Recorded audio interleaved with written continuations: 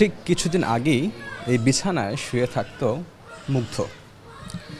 আজকে সেই মুগ্ধকে একটি পরিবারের কাছে হস্তান্তর করা হয়েছে এবং মুগ্ধ পেয়েছে নতুন একটি পরিবার, যেখানে সেই মুগ্ধ বের উঠবে। শুধু মুগ্ধই না, আজকে হ্যান্ডওভার করা হয়েছে বেবি ফারিস্তাকে, সাথে আরও একটা বেবিকে, বেবি জিরহান। তো আমরা বর্তমানে আছি বাংলাদেশ নবজাতক হাসপাতালে। আমার সঙ্গে রয়েছেন ডাক্তার মুজিবুর রহমান, যিনি এই হাসপাতালের চিফ কনসালটেন্ট। আমরা একটু জানতে চাই যে আজকে আপনার কাছ থেকে মুগ্ধ চলে গেল, আপনার অনুভূতিটা আসলে কেমন? শুধু মুগ্ধ না, 3টা বেবি চলে গেল। আমি যদি আমার অনুভূতিটুকু ব্যক্ত করতে চাই, একদিক দিয়ে আজকে দিনটি আমার জন্য আনন্দের দিন, কারণ 3টা বেবি আমাদের দেশনায়ক জনাব তারেক রহমান সাহেবের জন্মদিনের উপহার হিসেবে তাদেরকে 3টা পরিবার দিতে পেরেছি। আরেকদিকে বেদনাদায়ক, কারণ এই মুগ্ধ আমাদেরকে এতটাই মুগ্ধ করেছিল যে আমার ডাক্তার, আমার নার্সেস, আমার ওয়ার্ড বয়, আয়া, ক্লিনার, এই হাসপাতালের যিনি মালিক, ব্যবস্থাপনা পরিচালক মাহমুদা সুলতানা আসমা সহ সবাই যারা ওদেরকে লালন পালন করতেন, তাদের জন্য আজকে একটা বিষাদের দিন। কারণ মাহমুদা সুলতানা আসমা নিজে প্রত্যেক দিন এই বাচ্চাটাকে কয়েকবার নিজে দেখতেন এবং ওর যাবতীয় টাকা পয়সার সংস্থান উনি নিজে করতেন। আর আমার কনসালটেন্ট যারা আছেন, আমার ডাক্তার যারা আছেন, আমার সিস্টার যারা আছেন, তারা ওর পিছনে ওকে মায়ের মতো সবাই আদর করতেন। এই জন্য আজকের দিনটি আমার জন্য একটা মিশ্র দিন। একদিকে আমি মুগ্ধকে 11.5 মাস পরে ওকে হারাইতে হয়েছে, তবে ওকে হারাইতে হলেও ও যেহেতু নতুন পরিবার পেয়েছে, সেজন্য আমি একদিক দিয়ে খুশি। এর আগে আপনার প্রচারিত বা আমাদের বাংলাদেশ প্রতিদিনে যে সমস্ত ভিডিওস গিয়েছে, সেখানে আমরা দেখেছি অনেকেই চাচ্ছেন বাচ্চা দত্তক নিতে, এবং সেই প্রসেসটা আসলে কেমন হতে পারে একটু ছোট্ট করে যদি আপনার কাছ থেকে জানতে চাই। জি, যে কেউ এই পথ নবজাতকগুলোর জন্য বাংলাদেশের যে কোনো নাগরিক মালিক হতে পারেন। প্রসেসটা হলো, প্রথমে তাকে আমাদের ডাক্তার মুজিব নিউবর্ন ফাউন্ডেশনের ওয়েবসাইটে একটা লিঙ্ক দেওয়া আছে, একটা পেজ দেওয়া আছে, ওখানে একটা অ্যাপ্লিকেশন দেওয়া আছে, অ্যাপ্লিকেশন করতে হয়। অ্যাপ্লিকেশন করার পরে উনি অনলাইনেও করতে পারেন অথবা অফলাইনে এসে ফিজিক্যালি এসেও জমা দিতে পারেন। জমা দেওয়ার পরে আমরা প্রত্যেকটা বাচ্চাই যখন রেস্কিউ করি, যা পাওয়া যায়, তখন ওটাকে সুস্থ হয়ে উঠলে একটা নির্দিষ্ট সময় দিয়ে অ্যাপ্লিকেশন করার জন্য। এই অ্যাপ্লিকেশনগুলো জমা হওয়ার পরে, ওই ডেডলাইন পার হওয়ার পরে অ্যাপ্লিকেশনগুলো ফাউন্ডেশনের কর্মকর্তারা প্রথমে এগুলো শর্ট আউট করেন, বাছাই করেন, একটা লিস্ট তৈরি করেন। ফাউন্ডেশন বোর্ড মেম্বার যারা আছেন, উপদেষ্টা সহ, ওনারা বসে একটা শর্ট লিস্ট তৈরি করেন। যেমন ধরি, আমরা ফারিস্তার জন্য 15,500 অ্যাপ্লিকেশন জমা পড়েছিল, কিন্তু নিবে তো একজন। এই 15,500 থেকে কোর্টের একটা নির্দেশনা আছে যে আপনারা যে অ্যাপ্লিকেশনগুলো পড়বে, এই অ্যাপ্লিকেশনগুলো আপনারা নিজস্ব তত্ত্বাবধানে যাচাই বাছাই করে ওখানে শর্ট লিস্ট তৈরি করবেন। আমরা প্রথমে সবশেষে 100 থেকে 50, 50 থেকে 30, 30 থেকে 15, 15 থেকে 10, 10 থেকে সর্বশেষ 3টা অ্যাপ্লিকেশন সর্বশেষ বাছাইতে যারা আসেন, এই অ্যাপ্লিকেশনগুলো বাছাইতে যারা হেল্প করেন, আপনাদের মতো যারা সাংবাদিক আছেন, তারা লোকাল খবর নিয়ে দেন, NSI খবর নিয়ে দেয়, লোকাল পুলিশ অফিস থেকে বিভিন্ন থেকে খবর নেওয়া হয়। নেওয়ার পরে তাদের কাছে যদি যাদেরকে অ্যাপ্লিকেশন হয়, তাদের কোনো ক্রিমিনাল মামলা না থাকলে বা আগে বাচ্চা হত্যা করছে বা এরকম কোনো ব্যাড রেকর্ড না থাকলে, তাদের এগুলো যাচাই বাছাই করার পরে কোর্টে 3টাকে পাঠানো হয়।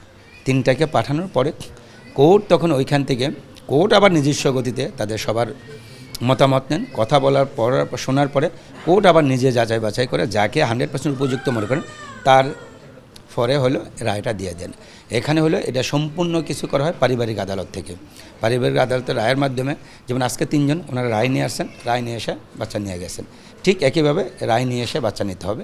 কারণ এখান থেকে যে এমনি কথা যেটা শোনা যায় যে হাসপাতাল বাচ্চা বিক্রি করে দেয়, অথবা হাসপাতাল থেকে বাচ্চা নিয়ে যায়, বা হাসপাতাল থেকে বাচ্চা মিসিং হয়, এরকম কোনো সুযোগ এই ফাউন্ডেশনের পক্ষে নাই। কারণ এটা সম্পূর্ণরূপে আইনের ভিত্তিতে এবং আইনগতভাবে, এবং যারা জেনে শুনে নেবেন তারা জেনেই নিতে হবে এই বাচ্চাটা পথ নবজাতক, এবং তার আইনি প্রসেস ফলো করে নিতে হবে। অনেকেই টাকা পয়সার বিষয়ে আসলে জানতে চায় যে কীরকম খরচ হতে পারে বা কোন জায়গাতে খরচ হতে পারে, একটু যদি ক্লিয়ার করতে। এই বাচ্চাগুলো নেওয়ার জন্য ডাক্তার মুজিব নিউবর্ন ফাউন্ডেশন এবং বাংলাদেশ নবজাতক হাসপাতালে 1 পয়সা খরচ করতে হবে না। এটা সম্পূর্ণ সদকা জারি হিসাবে, এখানে কোনো ধরনের পয়সা দিতে হবে না, কোনো কিছু করা দরকার নেই। এবং পারিবারিক আদালতের যিনি জজ সাহেব আছেন উনিও বলে দিয়েছেন যে কোথায় কোনো যদি কেউ যদি 2 টাকা খরচ করে দেন লেনদেন শুনে, তাহলে আপনাকে বাচ্চা দেওয়া হবে না, বরঞ্চ আপনার নামে আবার জেল জরিমানা হবে। মানে ওই রকম নির্দেশনা দেওয়া আছে। অতএব এখান থেকে বাচ্চা যারা নেবেন তারা নেবেনও বাচ্চাটাকে সদগা জারি হিসাবে নিজ দায়িত্বে নিজের ছেলে মেয়ে হিসাবে পালন করবেন। এই কারণ এইভাবে ঠিক এখান থেকে নেবেন সম্পূর্ণ বিনা পয়সায়, কোনো ধরনের আর্থিক লেনদেন। ওর পিছনে যদি একটা বাচ্চার পিছনে আমরা যদি বলি যে মুগ্ধর পিছনে আপনি শুনেছেন প্রায় 13.5 লক্ষ টাকা খরচ হয়েছে ওকে বাঁচিয়ে রাখতে, কিন্তু কারো কাছ থেকে কিন্তু 1 পয়সা নিতে হয় না। আলহামদুলিল্লাহ আমরা আমাদের নিজস্ব উদ্যোগে, নিজস্ব ফান্ড, নিজস্ব থেকে আপনাদের মতো গণ্যমান্য ব্যক্তি যারা আছেন তাদের সাহায্য সহযোগিতায় কিন্তু আমরা এটা পার করতে পেরেছি আলহামদুলিল্লাহ। এখানে বাচ্চা নেওয়ার জন্য কারো কোনো টাকা পয়সা 1 পয়সা দিতে হবে, এটা আপনার ভালো করে প্রচার করতে হবে যে কোনো ধরনের আর্থিক লেনদেন করলে আর যদি কোনো ধরনের খবর পাওয়া যায় তাহলে তাকে বরঞ্চ আইনে আওতায় আসতে হবে। এই যে এই বাবুটা যদি খেয়াল করেন, এই বাবুটাকে তারাবো থেকে 1 সপ্তাহ আগে আমরা উদ্ধার করেছিলাম। তারাবো যে ফ্লাইওভারের যে কাজ হচ্ছে ওইখানে ডাস্টবিনের এক পাশে ওইখানে ময়লা আবর্জনা ওই করে দিয়ে রেখে চলে গেছে কে বা কারা। এই বাবুটার শরীরে প্রায় কয়েক হাজার মশার কামড় ছিল। আর এই বাবুটার মাথার এই সাইডে যে এখানে একটা ফুলা ছিল পিছনে এখনও আছে, তাকে আবার ইট দিয়ে আঘাতও করা হয়েছে সেজন্য মরে যায় নিশ্চিত হওয়ার জন্য। ওর বাচ্চার মাথাটা হলো প্রায় 64, মাথার সাইজ জন্মের সময় থাকে 35। এই বাচ্চার মাথায় পানি জমা সে অসুস্থ বাচ্চা বলে তাকে ফেলে রেখে চলে গেছে। ওইখান থেকে 3 জন ব্যক্তি ওটাকে দেখেছেন, করেছেন, তারপরে ওনারা আমাদেরকে খবর দিয়েছেন। খবর দেওয়ার পরে এই বাচ্চা রেস্কিউ করে গতকাল আলহামদুলিল্লাহ ওর ব্রেনের অপারেশন হয়েছে। 9 জনের একটা বিশেষজ্ঞ টিম এই ব্রেনের অপারেশন করেছেন। ওর পানি মাথা থেকে করা হয়েছে। তার এই যে এখানে একটা নল গেছে দেখবেন যে একটা মাথা থেকে শান্ট অপারেশন করা হয়েছে। তার মাথাটা গতকাল ছিল এই পর্যন্ত, আজকে আলহামদুলিল্লাহ বাচ্চার মাথা 64 থেকে আজকেই 53-তে চলে আসছে। এই বাবুটা একটা বাবু মানে যাকে আমরা বিশেষজ্ঞ টিম দিয়ে তাকে অপারেশন করা হয়েছে। এই যে দেখেন নলটা যেদিকে আসছে ব্রেন থেকে নলটা আসছে। তারপর আছে আমার এই বাবু, তারপরে আছে ওই বাবু, তারপরে ওই যে ওই বাবু, এই যে সবাই রেস্কিউ করা বাবু। এই বাবুটারে যদি আমরা একটু খেয়াল করি, এই বাবুটা ওই বাবুটা ওদের চোখে এটাকে রেটিনোপ্যাথি প্রিম্যাচুর বলে, আরওপি। যে আরওপি হলো প্রিম্যাচুর বাবুদের যে অন্ধত্ব হওয়ার একটা রোগ। এই বাবুটা স্টেজ 3 আরওপি হয়ে গেছিল, আর যদি 2 দিন দেরিতে সে টোটালি অন্ধ হয়ে যেত। এই বাবুটাকে ইসলামিয়া চক্ষু হাসপাতাল থেকে তাকে প্রথমে চোখের ইঞ্জেকশন দেওয়া হয়, কাজ হয় না, তাকে লেজার করা হয়। এই বাবুর লেজার করতে 32,000 টাকা খরচ হয়েছে। ঠিক আরও তিনটা বাবু আছে যার ইঞ্জেকশন দিতে প্রায় 40-50 হাজার টাকা খরচ হয়েছে। তবে গতকাল একটা বাবুকে ওনারা আবার আলহামদুলিল্লাহ বিনা পয়সায় করে দিয়েছেন। ওনারা দেখতেছেন যে রেগুলার লাগতেছে। তাহলে এইভাবে সবাই কোনো না কোনোভাবে যে এগিয়ে আসছে, যে কারণে আমরা চিকিৎসা করতে পেরেছি। আমাদেরকে একজন ভদ্রমহিলা, ওনার নামটা হলো ইয়াসমিন, ওনার নাম হলো ইয়াসমিন। উনি একটা গ্রুপের মানে ব্যবসায়িক একটা গ্রুপের উনি একজন মালিক বা ওনার। উনি কিছুদিন আগে আমাদেরকে 2 লক্ষ টাকা ডোনেট করেছিলেন যে এখানে যে পথ নবজাতকগুলো আছে তাদের জন্য চিকিৎসা করার প্রয়োজন হলে আপনি এই টাকাটা তাদেরকে। ওনার ওই টাকাটা আমরা বেশ বড় 2টা কাজে খরচ করেছিলাম। ওটা বড় ওই সময় বেশ ভালো একটা উপকার হয়েছিল। কারণ এই যে বাচ্চাটা আমরা মাথার অপারেশন করালাম, প্লাস এই যে ইঞ্জেকশনগুলো দিলাম। আরেকটা বাচ্চা আমরা ছিল যে বাচ্চাটা তার একটা ইঞ্জেকশন লাগে ডেলি 6,500 টাকা, 18 দিন তাকে ইঞ্জেকশন দেওয়া লাগছে। সেই বাচ্চা আলহামদুলিল্লাহ ইনফেকশনের কবল থেকে বেঁচে যে লাইফ সাইকেল উঠে আসছে। এইভাবে যে কেউ যে কোনো সময় আসলে কোনো না কোনোভাবে উপকার করতেছেন বলে জানতে চাই যে যদি অনেকেই তো আছেন আসলে টাকা ডোনেট করতে চান কিন্তু উপায়টা জানেন না বা পদ্ধতিটা জানেন, একটু যদি আপনি বলতেন যে আপনার এখানে যদি কেউ হেল্প করতে চায়। না, কেউ যদি হেল্প করতে চায় আমাদের ফাউন্ডেশনের একটা অ্যাকাউন্ট নাম্বার আছে, অ্যাকাউন্টটা আমাদের বিদেশে, ওই অ্যাকাউন্টে টাকা জমা দিবেন। জমা দেওয়ার পরে উনি যদি স্ক্রিনশটটা একটু আমাদের ফাউন্ডেশনের অফিসে যে নাম্বার আছে, এই অনলাইন হোয়াটসঅ্যাপ নাম্বার আছে, ওটা দিয়ে দিলে আমরা ওনার নামটা রিকগনাইজ করে, উনি যদি পরবর্তীতে চান যে ওনার নামটা প্রকাশ করা হোক, ডিসক্লোজ করা হোক, আমরা সেটা ডিসক্লোজ করে দিই। আর না হলে আননোন নামে তাকে পরিচয় গোপন রেখে তার নাম ঠিকানা সবাই জানে কিন্তু পাবলিকলি জানানো হয় না, এটা একটা সুযোগ আছে। তবে এটা এ পর্যন্ত আমরা খুব বড় কোনো ধরনের সাহায্য বা কিছু না, আমরা 2 লক্ষ টাকা একটা সাহায্য পেয়েছি।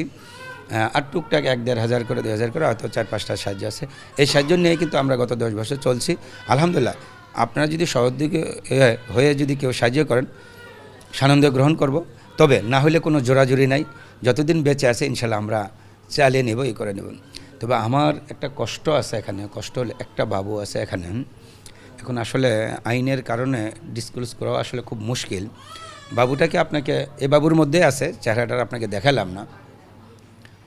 এই বাবুটা আসলে মা একটা ভিকটিমের শিকার হয়ে এই বাবুটা পৃথিবীতে আসে। এই বাবুটাকে জোর করে তারপরে ডেলিভারি করার পরে, নর্মাল ডেলিভারি করার পরে তার ব্রেনে অক্সিজেন থাকে না, বাচ্চাটা কান্নাকাটি করতে পারে না, হওয়ার সময় অক্সিজেন নেই, মারাত্মক খিঁচুনি। তারপরে যে কোনোভাবে হোক আমরা খবর পেয়েছি, ওরা উদ্ধার করে তারা চিকিৎসা দিয়েছি। চিকিৎসা দেওয়ার পরে ওদের ধারণা ছিল যে বাবুটা আসলে তো মরেই গেছে, আর কোনো নেই, কারো কোনো খবর নেই। এটা আরও প্রায় 1 মাস আগের ঘটনা, কিন্তু সেই বাবুটা বেঁচে গিয়েছে। এখন এই বাবুটার পিছনের গল্প হলো, আমরা আসলে যদি এটা রিলিজিয়াস একটা কেওয়াজ বা রিলিজিয়াস একটা তৈরি হতে পারে বলে এই জিনিসটা আমরা আসলে নাম ঠিকানা এবং কোনো কিছু আপনাকে বলছি না। কিন্তু এই ভিকটিম মহিলা হলেন একজন হিন্দু, আর যিনি আসলে এই কাজটা করেছেন উনি ছিলেন মুসলমান। এই সমস্যাটা হয়েছে ওইখানে, যে আসলে একটা সেন্সিটিভ ইস্যু। এটা নিয়ে আপনাদের সাথে পরবর্তীতে বা আইনগতভাবে করার সুযোগ দিয়েছেন। এই বাবুটার আগামী সপ্তাহে ডিএনএ টেস্ট হবে।